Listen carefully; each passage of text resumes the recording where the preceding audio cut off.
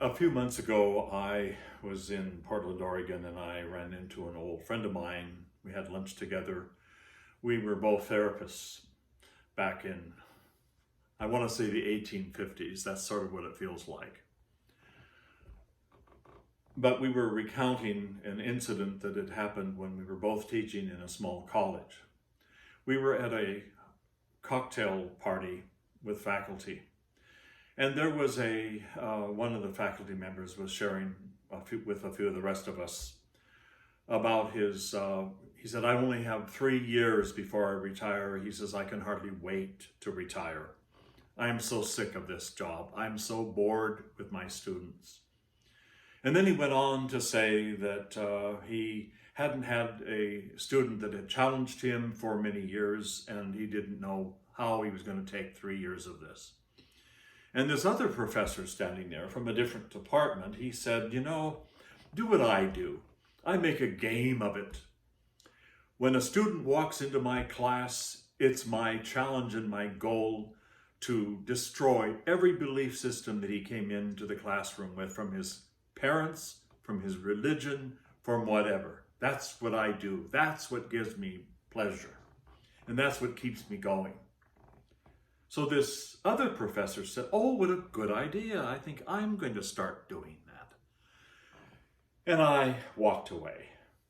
I just walked away. And I went over to some other faculty members and I mentioned what had just been taking place in this conversation. And this other professor, who was a really dear man and one I respected, he kind of shook his head when I told him what had just been said. That weekend, I drove to Cannon Beach, Oregon, where I used to have a little cabin, and I went running on the beach, which was my standard way of relieving tension from those days. And I thought, do I want to spend the rest of my life teaching with people like that? I love my students. I love to interact with them. I respect their opinion. I don't care whether they agree with me or not. I told myself, I respect them. The following week or two, we had at the clinic, I had a couple bring in a 17-year-old son who had been diagnosed as clinically depressed by his family physician, and the parents were concerned.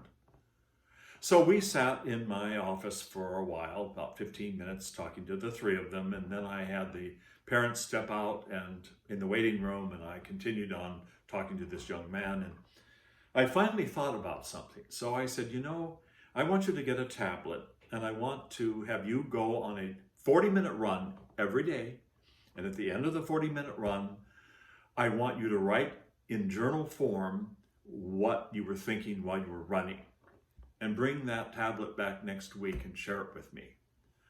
So the following week, he came back, and day 1, he was depressed. Day 2, he was depressed. Day 3, he was a little less depressed. Day 4, he was flying high. He was happy. So I called his parents in, and I said, you don't need to bring your son back here. I said, he's not manic depressive, I said.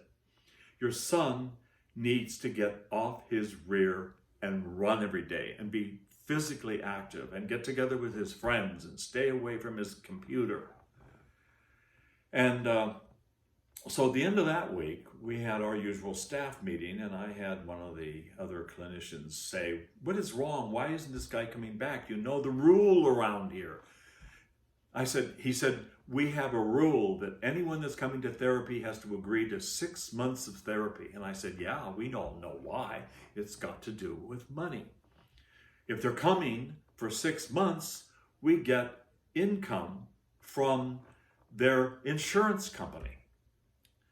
I said, I'm in this business that I want to help people. I'm not interested in the money aspect of things. And I said, and besides, in order to get insurance coverage, we have to diagnose people.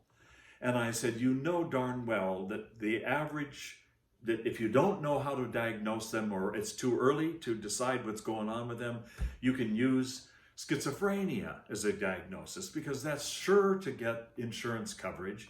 And it's such a broad spectrum of people that come under that anybody, you could pretty much say, is schizophrenic.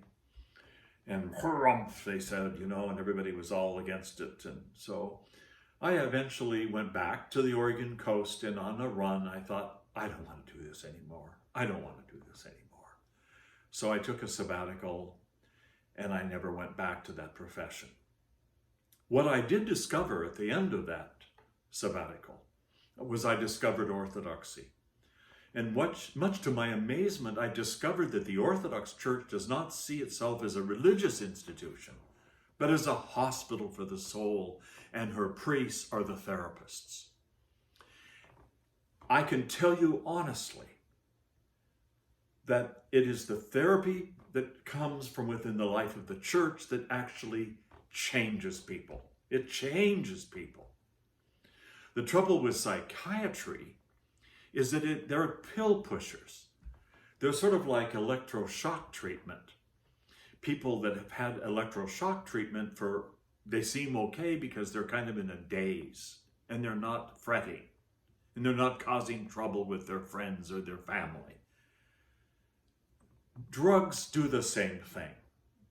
They kind of make a person slightly comatose, so that everything seems okay, but the root of the problem is not addressed. Only the Orthodox Church addresses the issue. One of my favorite authors, Hierotheos Vlachos, Metropolitan Hierotheos, wrote this incredible book called Orthodox Psychotherapy. I remember once when a former friend of mine complained to me that, why did you ever leave the profession? You were a good therapist. So I said, I loaned him this book. And he read it. And he said, that's one of the most profound books I've ever read. Orthodox Psychotherapy by Hierotheos Vlachos. He said, I had to read it twice to totally understand it. He says, that guy's deep. Well, it's not Hierotheos that's deep. It's orthodoxy that is deep. This is what our church gives to us. We are in a terrible position right now as a society and worldwide with this pandemic. It's all looking like this pandemic is going to come to a terrible period of time of closure in the coming months. Some are saying that we're probably going to have a worse closure worldwide in the Western world than we did before. A lot of companies aren't going to survive. Certainly a lot of restaurants aren't going to survive. And certainly already we're seeing eviction notices going up, so that there are going to be families with children who are homeless. These are terrible times. Our country is more polarized now than I have ever seen it. What is the answer to all of this? It's not in psychoanalysis. It's not in bowing to the wishes of the state that so many clergymen and bishops seem to be heading towards.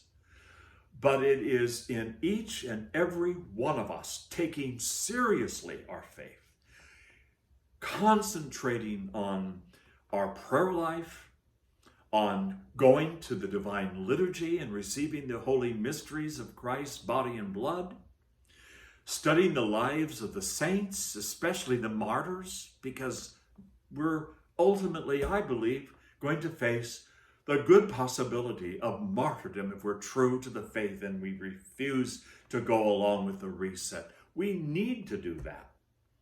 We need to immerse ourselves in the life of the church like never before. And it is only then that we will find the survival skills we need to face whatever comes our way. And I think most of all, we Orthodox Christians need to live with a life of joy. Because how can we not be joyful when we have a relationship with Christ and we are members of his holy church? Orthodoxy is our nation. We have reason to be joyful. So glory to God for all things.